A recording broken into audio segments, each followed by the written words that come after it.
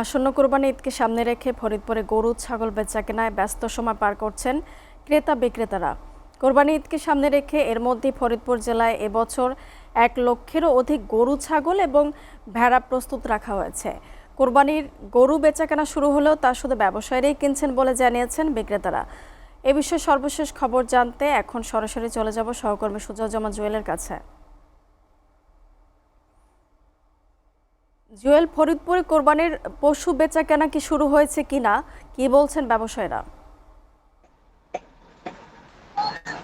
আপনাকে ধন্যবাদ। আপনি যেমনটি বলছিলেন যে আসন্ন যে কুরবানি ঈদ, এই কুরবানি ঈদকে সামনে রেখে কিন্তু ফরিদপুরের যে বেচাকেনা সেটি কিন্তু এই ফরিদপুরের ব্যাপকলা যে গরুহাট, এটি কিন্তু এই জেলার মধ্যে সবচেয়ে বড় গরুহাট। আমি যদি আপনাকে আরেকটি বিষয় জানিয়ে রাখি যে শুধু শুধু ফরিদপুর নয়, এই দক্ষিণ অঞ্চলে কিন্তু যে বৃহত্তর যে হাট, সেই হাটের মধ্যে কিন্তু এই গরুর হাটটি কিন্তু নাম রয়েছে, যেখানে কিন্তু ছোট থেকে বড়, মাঝারি এবং সর্বপর্যায়ের কিন্তু যে গরু, সেই গরু কিন্তু এই হাটে উঠে। এবং এখন কিন্তু যেটা একেবারে কুরবানির যে সন্নিকটে আসার শুরুর মুখে যে প্রথম যে হাটটি, সেটি কিন্তু এখন জমজমাট হতে শুরু করেছে।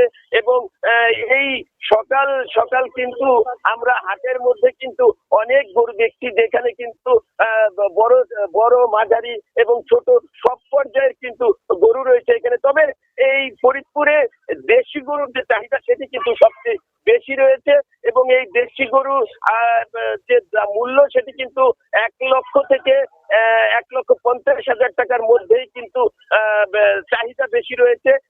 আমরা এমনটি কিন্তু দেখেছি। তবে হাটের যে ব্যবসায়ীদের সাথে কথা বলে যেটা আমরা জানতে পেরেছি যে কুরবানির গরুর যে মূল্য রয়েছে, সেই মূল্যটি আসলে এবার একটু বেশি লাগছে। কারণ যে খাবারের যে অতিরিক্ত মূল্য এবং সবকিছু যে পশু খাবারের যে মূল্য, সেটি অতিরিক্ত থাকায় কিন্তু এবার কিন্তু লালন পালনে বেশি খরচ হচ্ছে, যে কারণে কিন্তু এরকমটি হয়েছে।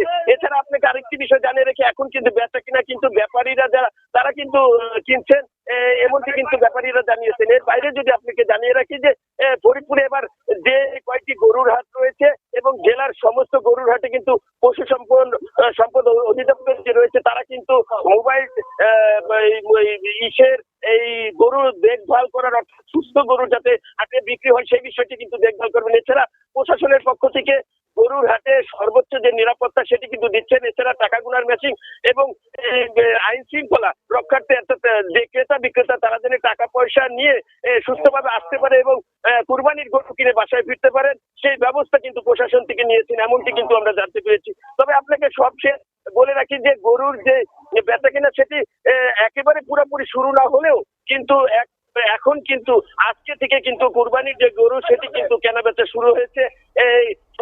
এবং তারা বলছেন যে আসলে আগামী 2-1 দিনের ভিতরে পুরাদমে যে কুরবানির গরু, সেটি কিন্তু বেচাকেনা শুরু হবে। এই ছিল আমার কাছে ফরিদপুরের কুরবানির গরুর হাটের সর্বশেষ খবর। চলে যাবো আপনার কাছে মুনিয়া। জুয়েল, আপনাকে ধন্যবাদ।